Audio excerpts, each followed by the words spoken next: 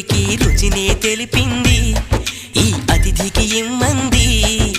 జున్ను పాలు చక్కెర వేసి తినమని తూవాయి తన భాగము ఇమ్మంది చూడు చూడు గొప్ప తల్లి గోరు ముద్దలాగా నూరు ముద్దలు చేనులోకి తొంగి చూడు చాటుమాటు సాగే తీపి ముద్దులు